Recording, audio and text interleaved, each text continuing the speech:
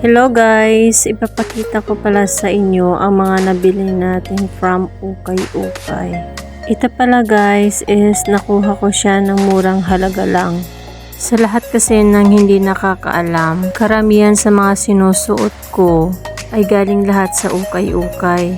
Magaganda kasi ang mga Ukay-Ukay sa mga hindi nakakaalam dyan. Napakaganda at saka marami ka talaga makikitang branded at ibang mga iba't ibang style